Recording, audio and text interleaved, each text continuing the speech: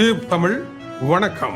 இஸ்ரேலிய பிரதமர் பெஞ்சமின் நெட்டன்யாகுவை ஊழல் வழக்கில் விசாரிப்பதற்கு உடனடியாக வரும்படி இஸ்ரேலினுடைய நீதிமன்றம் அழைப்பு. கடந்த 2020 ஆண்டு மே மாதம் ஆரம்பிக்கப்பட்ட இந்த வழக்கு இஸ்ரேலிய பிரதமர் பதவி கட்டிலில் இருந்து தொடர்ந்து போரை நடத்தி கொண்டிருந்த காரணத்தினால் போர்களே அவருடைய ஊழலில் இருந்து அவரை காப்பாற்றி இருப்பதனாலும் அவர் தொடர்ந்து போர்களில் ஈடுபட்டு வருகின்றார் என்கின்ற குற்றச்சாட்டுகள் நேற்று முன்தினம் கிளம்பியது தெரிந்ததே. இந்த குற்றச்சாட்டுகளை இஸ்ரேலினுடைய அதி உயர் புத்திஜீவிகள் வெளியிட்டு இருந்ததும் தன்னுடைய பதவி இருத்தலுக்காக தன் மீது இருக்கும் ஊழல் வழக்குகளில் இருந்து தப்பி பிழைக்கவும் போரை ஓர் ஆயுதமாக பாவித்து இஸ்ரேலை தேவையற்ற இடங்களில் பொறி கிடங்குகளில் இவர் மாட்டிக்கொண்டு இருக்கின்றார் என்பதும் இவருடைய பதவியை அல்லாமல் இவருக்கு வேறு நோக்கங்கள் இல்லை என்ற விமர்சனங்கள் எழுந்த நிலையில் இந்த நீதிமன்றம் அழைப்பை விடுத்திருக்கின்றது. டொனால்ட் ட்ரம்ப் முதலாவதாக பெரும் அதிர்ச்சி அடைந்திருப்பதாக கூறியிருக்கின்றார். இவர் சாதாரணமான ஆளா?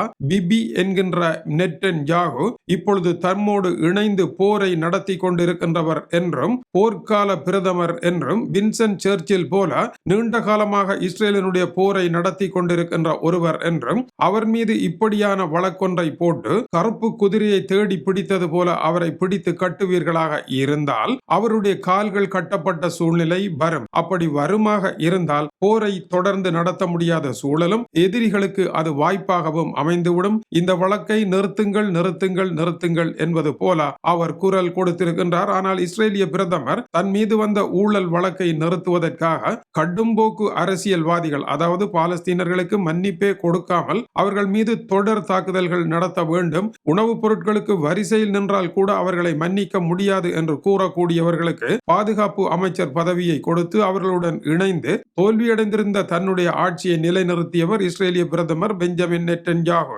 இவரும் இவருடைய மனைவியும் இணைந்து செய்திருக்கின்ற ஊழல் தொடர்பாக இந்த வழக்கு வந்ததும் அதன் பின்னர் நீதிமன்றங்கள் பாராளுமன்ற பிரதிநிதிகளை விசாரித்து ரீஸ்டார்ட் என்று சொல்லப்படுகின்ற அல்லது இம்பீச்மென்ட் என்று சொல்லப்படுகின்ற அதிபர்கள் மீதான விசாரணைக்குள் கொண்டு செல்ல முடியாமல் பாராளுமன்றம் நீதிமன்றத்தை தீர்மானிக்கும் என்று லிக்குட் கட்சியும் மற்ற உல்ட்ரா நேஷனல் கட்சிகளும் இணைந்து சட்டம் இயற்றியதும் இஸ்ரேலில் அது பாரிய ஆர்ப்பாட்ட ஊர்வலங்களாக நடைபெற்றதும் குறிப்பிடத்தக்கது. அந்த நிலையில் இப்படி ஒரு அழைப்பு வந்திருப்பதானது இஸ்ரேலிய பிரதமருக்கு கண்ணில் மண்ணை அள்ளி வீசியது போல இருக்கும். இடியேறு கேட்ட நாகம் போல டொனால்ட் ட்ரம்ப் எழுந்து வரவும் அது காரணமாக இருக்கின்றது. இஸ்ரேலினுடைய இன்றைய காலை செய்திகள் இப்படி அதிரடி குண்டை வீசியிருக்கின்றன.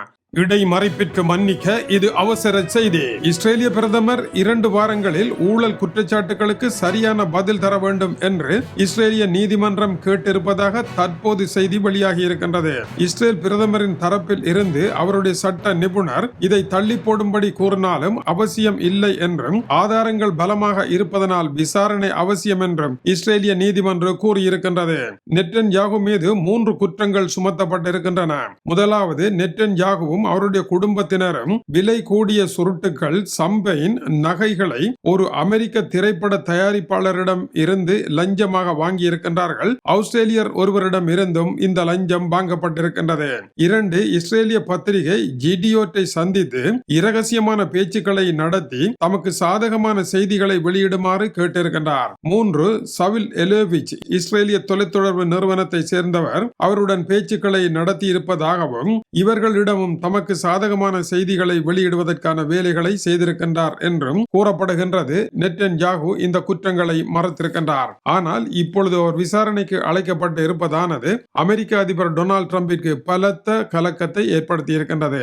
ஈரான் மீதான தாக்குதல் புழுகு மூட்டை என்று அயதுல்லா அலி கேமேனியினுடைய பேச்சின் பின்னர் அமெரிக்காவினுடைய வெள்ளை மாளிகை நிருபர்களை அழைத்து எப்படி தாக்குதல் நடைபெற்றது என்று விளங்கப்படுத்தி இருக்கின்றது. போர்டோவ் என்று கூறப்படுகின்ற ஈரானுடைய யுரேனியம் செறிவூட்டல் பகுதியினுடைய மிக பிரமாண்டமான பகுதியின் மீது அமெரிக்கா வீசிய பங்கர் பூஸ்டர்கள் எப்படி மலையை குடைந்து உள்ளே சென்று அதன் மீது மோதின என்றும் அது வெடித்து சிதறி நெருப்பு கோலமாக வருகின்ற பொழுது வெளிப்புற வாசலிலே அப்படியே நெருப்பு கோலம் தள்ளுவது போல, அதாவது ஹாலிவுட் திரைப்படங்களிலே நெருப்பு கோலம் ஒன்று பின்னால் விரட்டி வர கதாநாயகனாகிய ஜேம்ஸ் பாண்ட் முன்னால் பாய்ந்து கடலில் விழுவது போலவும் போலவும் அத்தோடு எதிரிகளினுடைய அரண்மனையே இடிந்து தகர்வது போலவும் வந்த கதையை போல இது அழகுபட அமைக்கப்பட்டு இருந்தது. பங்கர் பூஸ்டர் மேலே விழுந்து துளைத்து சென்று ஈரானுடைய மிக பிரமாண்டமான யுரேனியத்தை செறிவூட்டல் செய்கின்ற பெரிய டேங்க் போன்ற வட்டமான பொருளின் மீது மோதுகின்றது. உடனே அது வெடித்து சிதறுகின்றது. நெருப்பு சுரங்க வழியால் பரவி சுரங்கத்தின் ஊடாக வெளியே செல்ல முடியாமல் வாயில் புறமாக அனலாக கொப்பளிக்கின்றது. இதுதான் அந்த காட்சி. இப்படியான தாக்குதல் நடைபெற்றிருக்கின்றது என்றும் கூறுகின்றார். ஆனால் இதற்குள் வேலை செய்தவர்கள் எத்தனை பேர்? இவர்கள் இறந்தார்களா? இவர்களுடைய இன்றைய நிலை என்ன? தூக்கி வீசிய நெருப்பு இவர்களுடைய உடலங்களை ஏன் தூக்கி வீசவில்லை என்பது போன்ற பல கேள்விகள் இருக்கின்றன. ஆனால் இத்தகைய காட்சிகளை இன்றைய உலகு நம்புவதற்கு எந்தளவு தூரம் தயாராக இருக்கும் என்பது கேள்வி. ஏனென்றால் AI தொழில்நுட்பத்தின் மூலமாக எதையும் செய்யக்கூடிய ஓர் உலகில் அமெரிக்காவிற்கு இது சிரமமான பணியாகவே இருக்கும். நாளை இது போன்ற ஒரு இன்னொரு காணொளியை ஈரான் வெளியிட்டாலும் ஆச்சரியப்படுவதற்கு இல்லை. ஆனால் அமெரிக்கா கூறுகின்றது இதற்காக 2 பேர் நியமிக்கப்பட்டதாகவும் அவர்கள் 15 வருடங்களாக ஈரானினுடைய ஒவ்வொரு அசைவுகளையும் சேட்டலைட் படங்கள் மூலமாக தங்களுடைய குடும்ப வாழ்க்கையையும் இழந்து இதற்காகவே பணியாற்றினார்கள் என்றும் அவர்களுடைய கணிப்பின்படி எல்லாமே சரியாக இருப்பதாகவும் GBU 57 MOP என்கின்ற அந்த குண்டை குறி தவறாது அமெரிக்கா வீசி தள்ளியதாகவும் அந்த விளக்கம் கொடுக்கப்பட்டிருந்தது. ஆனால் டென்மார்க்கில் இருக்கின்ற படைத்துறை ஆய்வாளர் ஜேக்கப் கார்ஸ்போக் இந்த தாக்குதல் நடந்து சுமார் 1 மணி நேரம் கூட ஆகவில்லை, எல்லாமே துடைத்தெறியப்பட்டு விட்டது என்று அமெரிக்காவினுடைய அதிபர் டொனால்ட் ட்ரம்ப் கூறினார். எனவே 1 மணி நேரத்தில் இவருக்கு எப்படி தகவல் போனது என்ற கேள்வி இருக்கத்தான் செய்கின்றது. இந்த விவகாரத்திலே சரியான புகைப்படங்கள் சரியான தரவுகள் இல்லாமல் இருக்கின்றது.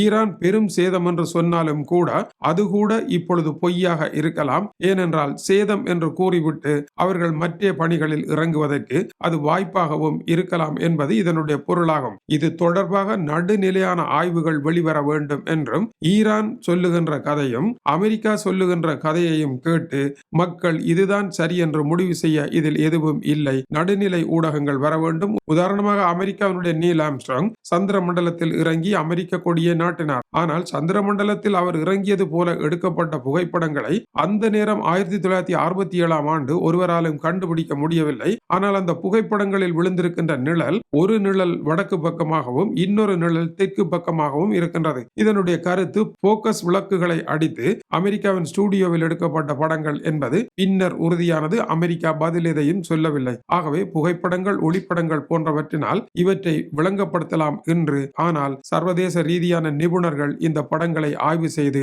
வெளியீடு செய்ய வேண்டும் என்பதும் இது உண்மையா பொய்யா என்பதை ஆய்வதற்கும் அதற்கான விதிகள் இருப்பதும் குறிப்பிடத்தக்கது. அதேவேளை சீன விவகார ஆய்வு விஞ்ஞானி ஆனஸ் புய போர்புஸ் டென்மார்க்கில் இருந்து கருத்து வெளியிடுகின்ற பொழுது டொனால்ட் ட்ரம்பினுடைய எல்லை கடந்த தாக்குதல் ஈரான் மீது நடைபெற்றிருக்கின்றது. டொனால்ட் ட்ரம்ப் தன்னுடைய நாட்டிலிருந்து இன்னொரு நாட்டை இப்படி தாக்க முடியுமாக இருந்தால் தன்னுடைய நாடென்று கூறப்படுகின்ற தைவானை சீனா ஏன் தாக்கி பிடிக்க கூடாது என்ற இடத்திற்கு சீனா வருவதற்கு இது துணையாக அமையும் என்று எச்சரித்திருக்கின்றார். டொனால்ட் ட்ரம்ப் கூறினார், நான் என்ன செய்வேன் என்று எனக்கு தெரியாது. ஈரான் மீது தாக்கினாலும் தாக்கலாம், தாக்காமல் விட்டாலும் விடலாம் என்று தாக்குவதற்கு முன்னர் கூறியிருந்தார். டொனால்ட் ட்ரம்பை போல திடீரென வயிற்றில் ஏற்படும் உணர்வினால் தாக்குங்கள் என்று உத்தரவிடுவதற்கு சீனா அப்படி அல்ல. சீனா நன்கு திட்டமிட்டு எப்பொழுது தாக்க வேண்டும் என்று காலமும் டைமிங்குக்காக காத்திருக்கின்றது. சீனாவினுடைய நிலை வேறு. சீனா நாளை தாக்குமாக இருந்தால் சீனா செய்தது பிழை என்று சொல்வதற்கு அமெரிக்காவிடமோ ஐரோப்பிய ஒன்றியத்திடமோ நேட்டோவிடமோ ரஷ்யாவிடமோ எந்த நியாயமும் இல்லாமல் அத்தனை பழமும் சொத்தைகள் தானே, இதில் அத்தி பழத்தை குற்றம் சொல்ல யாருக்கும் வெட்கமில்லை என்று சீனா தன்னுடைய தாக்குதலை தொடர்ந்து தைவானை கைப்பற்றலாம் என்று அவர் தெரிவிக்கின்றார். இதேவேளை அமெரிக்க அதிபர் டொனால்ட் ட்ரம்ப் எல்லாவற்றிலும் விரக்தி அடைந்து அவரை நேட்டோவில் நடைபெற்ற மாநாட்டில் நீங்கள் தான் எல்லாவற்றிற்கும் தலைவர், நீங்களே ஒரு தந்தை என்று அவரை உருவேற்றி விட்டிருந்தார்கள். இதனால் தான் உலகத்தின் அமைதிக்காக பாடுபட போவதாகவும் தான் தகப்பன் போல அன்பை பொழிய போவதாகவும் கூறியிருக்கின்றார். எனவே போர்களை நடத்துகின்ற எண்ணம் இல்லை என்பது போன்ற ஒரு தோற்றத்தை ஹொலண்டில் வைத்து கொடுத்திருக்கின்றார். ஹொலண்ட் நாட்டினுடைய அரண்மனையில் அவரை தூங்க வைத்து அவருக்கு பெரு விருந்துகள் அளித்து அவரை சாந்தப்படுத்தியதன் பின்னதாக அவர் நேட்டோ நாடுகள் புதுப்பலம் பெறும் என்றும் நேட்டோ ஒரு பழைய அமைப்பு, அது தொலைத்து கட்டப்பட வேண்டியது என்ற எண்ணத்தை மாற்றி இப்பொழுது புதிய கோலம் கொண்டிருக்கின்றார். அதேவேளை நேட்டோ நாடுகள் 5 வீதமான பண ஒதுக்கல், இஸ்ரேலுக்கு ஆயுதங்களை வழங்குதல் போன்ற விடயங்கள் எல்லாவற்றையும் ரஷ்யா சீனா பார்த்து கொண்டிருக்கின்றன. ஐரோப்பாவினுடைய கிழக்கு பக்கத்திலே சீனாவினுடைய நிழல் மெல்ல மெல்ல படிந்து கொண்டிருக்கின்ற வேளையிலே சீனா இதை சும்மா பார்த்து கொண்டு இருக்கவில்லை என்பதும் கவனிக்கத்தக்கது. இந்த நிலையில் சீனாவினுடைய பாத்திரம் என்ன? இவர்களை போல் அவசரப்பட்டு சிறிய மீன்களை பிடித்து பெரிய மீன்களை கோட்டை விடும் நாடு அல்ல சீனா. ஓடு மீன் ஓட உருமீன் வரும் வரை வாடியிருக்குமா கொக்கு என்பது போல சீன கொக்கு காத்து கொண்டு இருக்கின்றது தருணத்திற்காக. சரியான நேரம் அது லபக் என தைவான் என்கின்ற மீனை பசிபிக் சமுத்திரத்தில் இருந்து கொத்தி எடுக்கும் என்பது அவருடைய கருத்தாகும். அவர்கள் கொத்தி எடுப்பதற்கு ஏற்ற வேலையை தான் இப்பொழுது அமெரிக்காவும் நேட்டோவும் மற்ற நாடுகளும் செய்து கொண்டிருக்கின்றன என்று அவர் தெரிவிக்கின்றார். இது டியூப் தமிழுடைய உலக செய்திகளுக்காக டென்மார்க்கில் இருந்து கீசே துறை. வணக்கம் உறவுகளே.